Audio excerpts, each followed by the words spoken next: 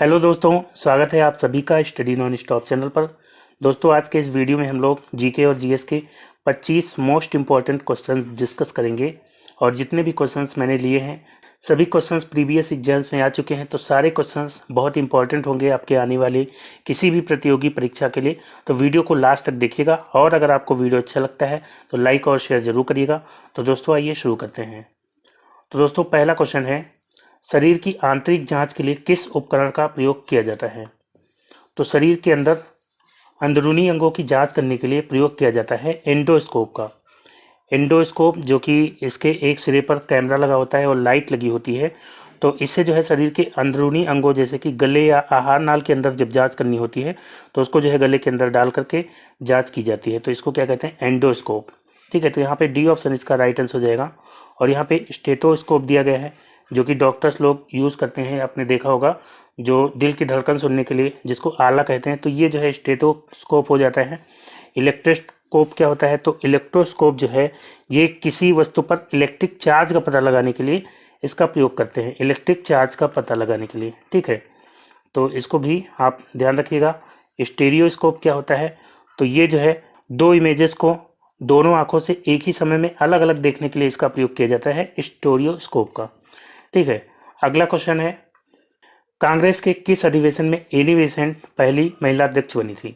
तो Annie Besant जो कि कांग्रेस की पहली महिला अध्यक्ष बनी थी, तो ये कब बनी थी? तो ये जो है 1917 में कलकत्ता अधिवेशन में बनी थी। ठीक है, कांग्रेस की पहली महिला अध्यक्ष एनी बेसेंट जो कि कलकत्ता अधिवेशन 1917 में बनी थी। क्वेश्चन आता है, पहली भारतीय महिला अध्यक्ष कौन थी? तो पहली भारतीय महिला अध्यक्ष कांग्रेस की थी सरोजनी नायडू। और ये कब बनी थी? तो ये बनी थी 1925 में कानपुर अधिवेशन में। ठीक है, और लाहौर अधिवेशन की बात करते हैं, 1929 लाहौर अधिवेशन। तो इसकी अध्यक्षता किसने की थी? जवाहरलाल नेहरू ने की थी। जवाहरलाल नेहरू ने की थी और इसी अधिवेशन में पूर्ण स्वराज्य प्रस्ताव पारित किया गया था। और सूरत अधिवेशन की बात करते हैं 1960। तो इसमें जो है कांग्रेस का विभाजन हुआ था गर्म दल और नरम दल के बीच में। और उसके बाद 1916 की बात करते हैं, 1916 अधिवेशन लखनऊ वाला। तो इसमें जो है फिर से कांग्रेस का पैचअप हो गया था। अगला क्वेश्चन है, कारगिल विजय दिवस किस ऑपरेशन की सफलता के रूप में मनाया जाता है? तो कारगिल विजय दिवस की बात करते हैं, तो ये जो है ऑपरेशन विजय की सफलता के रूप में इसको मनाया जाता है। और ये हम लोग हर साल 26 जुलाई को मनाते हैं कारगिल हीरोज के सम्मान में। ठीक है, 26 जुलाई को हर साल मनाया जाता है। अगला क्वेश्चन है, सेलेनोग्राफी किसकी सतह और भौतिक विशेषताओं का अध्ययन है? तो सेलेनोग्राफी ये जो है चंद्रमा की सतह और भौतिक विशेषताओं, जैसे कि वहाँ पे जो भी गड्ढे होंगे, क्रेटर्स होंगे, जो भी माउंटेन्स वगैरह होंगे, तो उनका अध्ययन करने को क्या कहते हैं? सेलेनोग्राफी कहते हैं। तो यहाँ पे सी ऑप्शन राइट आंसर हो जाएगा, चंद्रमा। अगला क्वेश्चन है, विश्व के महान आश्चर्यों की सूची में एक धरोहर है कोलोसियम, ये निम्न में से किस देश से संबंधित है? तो कोलोसियम ये जो है कहाँ पे है? ये है रोम में है, इटली में। ठीक है, तो ये जो है क्या है? ये एक एम्पी थिएटर है, इसको फ्लेवियन एम्पी थिएटर के नाम से भी जानते हैं। और ये रोम में है, इटली में। और ये 7 अजूबों में से एक है। और कब बनवाया गया था? तो ये 70 से 72 ईस्वी के बीच में इसको बनवाना शुरू किया गया था। और इसमें लगभग 50,000 लोग बैठ सकते हैं। ठीक है, तो ये जो है कहाँ पे है? इटली में है। तो बी ऑप्शन इसका राइट आंसर हो जाएगा, इटली। अगला क्वेश्चन है, भारतीय प्रेस के मुक्तिदाता के रूप में किसे जाना जाता है? तो भारतीय प्रेस के मुक्तिदाता के रूप में किसको जानते हैं? तो चार्ल्स मेटकॉफ ये जो है भारतीय प्रेस के मुक्तिदाता के रूप में जाने जाते हैं।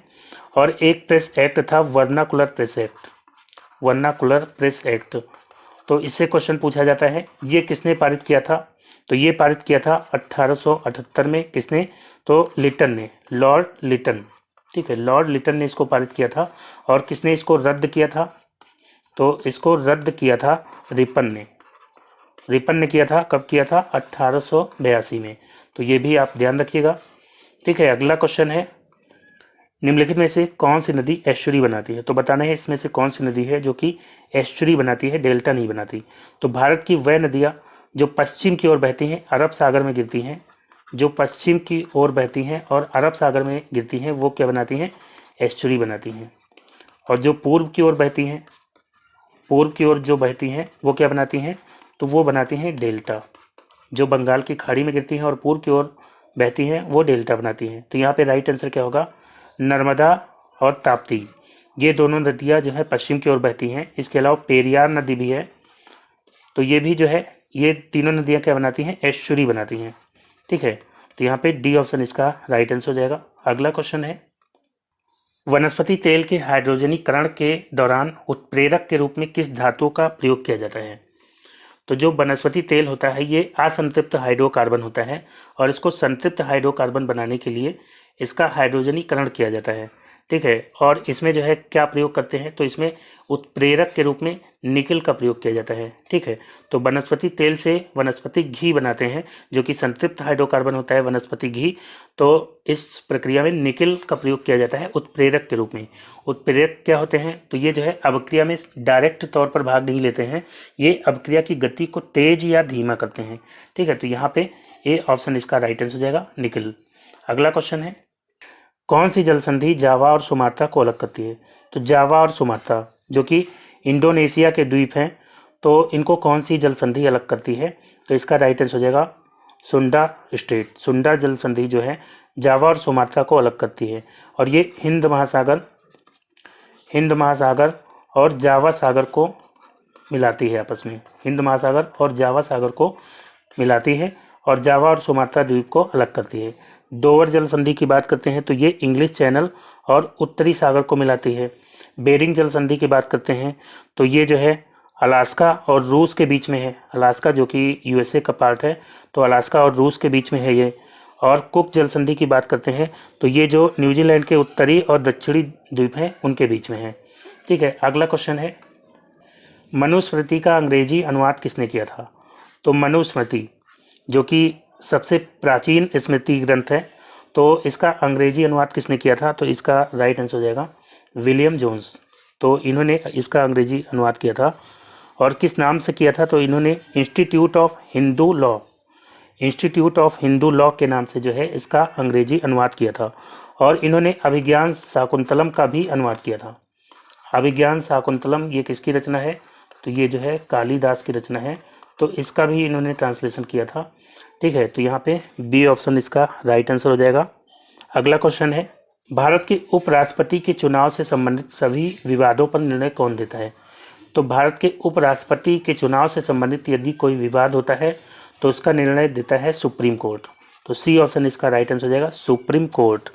ठीक है, और भारत का एक उपराष्ट्रपति होगा, ये किस अनुच्छेद में है, तो ये अनुच्छेद है 63। ठीक है, अनुच्छेद 63 में क्या लिखा है कि भारत का एक उपराष्ट्रपति होगा। अगला क्वेश्चन है, किस द्वीप को मोतियों का द्वीप भी कहा जाता है। तो मोतियों का द्वीप किसको कहते हैं, तो इसका राइट आंसर हो जाएगा ऑप्शन बी, बहरीन। बहरीन को क्या कहते हैं, मोतियों का द्वीप कहते हैं। ठीक है, और एटिलेज का मोती किसको कहते हैं, एटिलेज का मोती, तो एटिलेज का मोती कहते हैं क्यूबा को। और क्यूबा को इसके अलावा क्या कहते हैं, तो चीनी का कटोरा भी कहते हैं क्यूबा को। और यहाँ पे बात करते हैं जांजीबार की। जांजीबार इसको कहते हैं लौंग का द्वीप। ठीक है, लौंग का द्वीप किसको कहते हैं, तो जांजीबार को कहते हैं लौंग का द्वीप। अच्छा, उगते सूरज का देश किसको कहते हैं, तो उगते सूरज का देश कहते हैं जापान। जापान को क्या कहते हैं, उगते सूरज का देश। ठीक है, अगला क्वेश्चन है, जीवन रक्षक हार्मोन किस ग्रंथि से स्रावित होता है। तो जीवन रक्षक हार्मोन ये जो है कौन सा हार्मोन होता है, ये एड्रेनलिन हार्मोन होता है। ठीक है, एड्रेनलिन हार्मोन जिसको जीवन रक्षक हार्मोन, और इसी को जो है फाइट एंड फ्लाइट हार्मोन के नाम से जानते हैं। ठीक है, तो जब हम किसी विपरीत परिस्थिति में फंस जाते हैं तो ये हार्मोन स्रावित होता है, तो जिसके प्रभाव से या तो हम लड़ते हैं या तो फिर भाग जाते हैं। तो इसी को क्या कहते हैं, जीवन रक्षक हार्मोन या फाइट एंड फ्लाइट हार्मोन। और ये एड्रीनल ग्रंथि से स्रावित होता है। और ये कैसी ग्रंथि होती है, तो ये अंतःस्रावी ग्रंथि होती है। ठीक है, अंतःस्रावी ग्रंथि होती है और ये किडनी के ऊपर होती है, तो इसीलिए इसको कहते हैं एड्रीनल, क्योंकि रीनल जो है किडनी से संबंधित होता है, तो इसको क्या कहते हैं, एड्रीनल। अगला क्वेश्चन है, निम्नलिखित में से किस शासक के शासन काल के दौरान सीरी राजधानी थी। तो सीरी जो है किस शासक के शासन काल के दौरान राजधानी थी, तो ये जो है दिल्ली सल्तनत की राजधानी थी। किसके काल के दौरान, तो अलाउद्दीन खिलजी के टाइम के दौरान जो है ये दिल्ली सल्तनत की राजधानी थी। ठीक है, तो डी ऑप्शन इसका राइट आंसर हो जाएगा, अलाउद्दीन खिलजी। इसको अलाउद्दीन खिलजी ने 1303 में अपनी राजधानी इसको बनाया था, 1303 एडी में। नेक्स्ट क्वेश्चन है, किसी एक वर्ष में भारत रत्न से अधिकतम कितने लोगों को सम्मानित किया जा सकता है? तो भारत रत्न जो कि हमारे देश का सर्वोच्च नागरिक सम्मान होता है, और ये ज़्यादा से ज़्यादा एक साल में कितने लोगों को दिया जा सकता है? तो ये मैक्सिमम 3 लोगों को दिया जा सकता है। और ये कब शुरू किया गया था? तो ये 2 जनवरी 1954 से स्टार्ट हुआ था, और डॉक्टर राजेंद्र प्रसाद राष्ट्रपति थे उस समय। तो ये राष्ट्रपति के द्वारा ही दिया जाता है। उस समय डॉक्टर राजेंद्र प्रसाद राष्ट्रपति थे, और 3 लोगों को दिया गया था। किसको किसको? तो सर्वपल्ली राधाकृष्णन को, और चंद्रशेखर वेंकट रमन को, और सी राजगोपालाचारी को। और इससे पहले भी 2019 का किसको दिया गया है? तो 3 लोगों को दिया गया था। किसको किसको? प्रणब मुखर्जी को, भूपेन हजारिका को, और नानाजी देशमुख को। अगला क्वेश्चन है, भारत में लोकायुक्त की संस्था स्थापित करने वाला पहला राज्य कौन सा था? तो लोकायुक्त जो कि भ्रष्टाचार के विरुद्ध अथॉरिटी होती है, तो ये जो है सबसे पहले इस संस्था को किसने स्थापित किया था? तो महाराष्ट्र ने किया था। और कब किया था? तो 1971 में किया था। ठीक है, अगला क्वेश्चन है, सोनार में आर का अर्थ क्या होता है? तो सोनार क्या होता है? सोनार जो है समुद्र के अंदर कोई वस्तु है उसकी गहराई का पता लगाने के लिए, या समुद्र की गहराई का पता लगाने के लिए भी इसका प्रयोग किया जा सकता है, सोनार का। और इसमें कौन सी तरंगों का प्रयोग किया जाता है? तो पराश्रव्य तरंगों यानी कि अल्ट्रासोनिक तरंगों का प्रयोग किया जाता है। और ये जो है इसका फुल फॉर्म क्या होता है? तो इसका फुल फॉर्म होता है साउंड नेविगेशन एंड रेंजिंग। ये जो है इसका फुल फॉर्म होता है। तो यहाँ पे साउंड नेविगेशन एंड रेंजिंग, तो यहाँ पे आर का अर्थ क्या है? तो ये जो है आर का अर्थ हो जाएगा रेंजिंग। ठीक है, तो डी ऑप्शन यहाँ पे इसका राइट आंसर हो जाएगा। अगला क्वेश्चन है, उगादि किस भारतीय राज्य का प्रसिद्ध त्यौहार है? तो उगादि जो है ये हिंदू कैलेंडर के हिसाब से नए वर्ष के रूप में मनाया जाता है। मेनली कहाँ मनाया जाता है? तो ये कर्नाटक में मनाया जाता है। इसके अलावा महाराष्ट्र में भी मनाया जाता है, आंध्र प्रदेश और तेलंगाना, तो यहाँ पे मनाया जाता है। ये नए वर्ष के रूप में मनाया जाता है, ठीक है, हिंदू कैलेंडर के अनुसार। तो यहाँ पे ए ऑप्शन इसका राइट आंसर हो जाएगा, कर्नाटक। अगला क्वेश्चन है, अंटार्कटिका की मुख्य भूमि तक पहुँचने वाला प्रथम व्यक्ति कौन था? तो अंटार्कटिका की मुख्य भूमि तक पहुंचने वाला प्रथम व्यक्ति कौन था? तो इसका राइट आंसर हो जाएगा ऑप्शन बी, फेबिन वेलिंगोसन। ये रूस के जो है नेवी ऑफिसर थे। तो ये जो है अंटार्कटिका की मुख्य भूमि तक पहुंचने वाले प्रथम व्यक्ति थे। अगला क्वेश्चन है, सेब का वैज्ञानिक नाम क्या है? तो सेब का वैज्ञानिक नाम क्या होता है?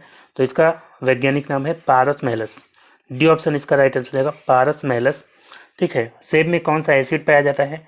तो सेब में मैलिक एसिड पाया जाता है। कौन सा?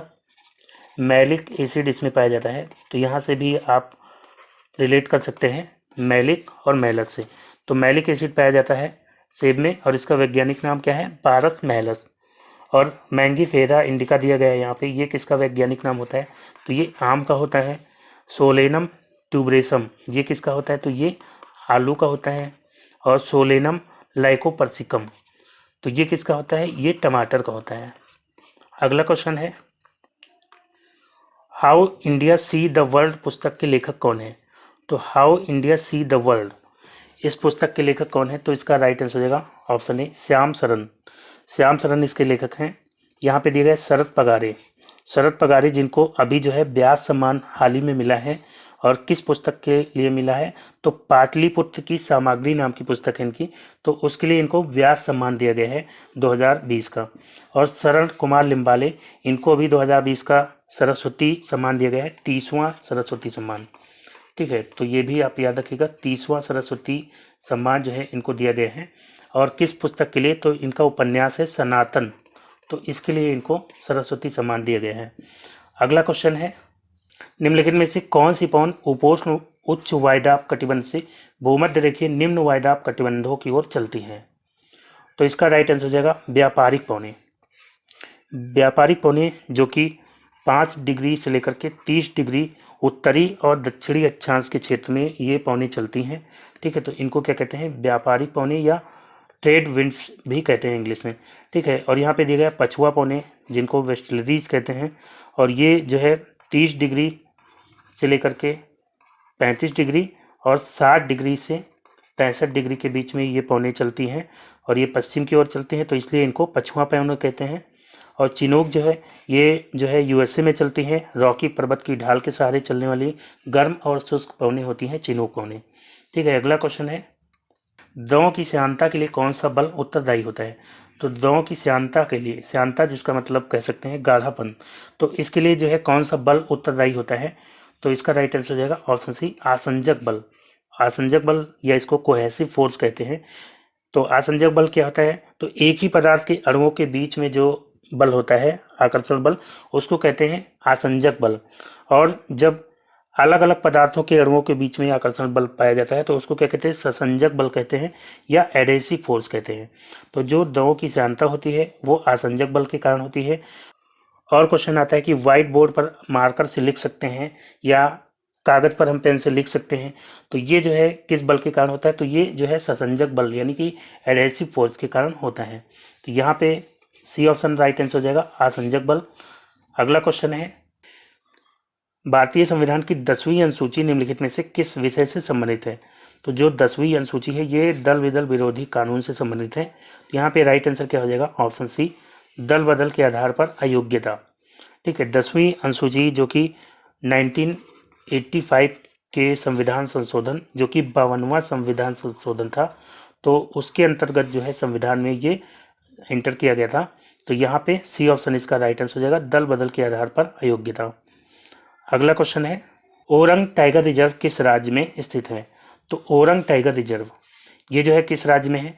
तो ओरंग टाइगर रिजर्व जो कि भारत का 49वां टाइगर रिजर्व है और इसको मिनी काजीरंगा के नाम से भी जानते हैं। तो काजीरंगा आपको पता है कि कहाँ पे है? असम में है। तो ये भी जो है कहाँ पे है? असम में है। ठीक है, असम में है ओरंग टाइगर रिजर्व और इसको मिनी काजीरंगा भी कहते हैं। ठीक है, तो यहाँ पे सी ऑप्शन इसका राइट आंसर हो जाएगा। तो दोस्तों आज का वीडियो यहीं तक रखते हैं। वीडियो कैसा लगा आपको कमेंट करके जरूर बताइएगा। अगर आपको वीडियो अच्छा लगा हो तो लाइक और शेयर भी कर दीजिएगा। और जो दोस्त नए हैं चैनल पर, चैनल को सब्सक्राइब करके नोटिफिकेशन बेल को ऑन कर लीजिए ताकि अगला वीडियो अपलोड होते ही उसका नोटिफिकेशन आपको सबसे पहले मिल जाए। तो मिलते हैं अगले वीडियो में, तब तक के लिए goodbye and take care.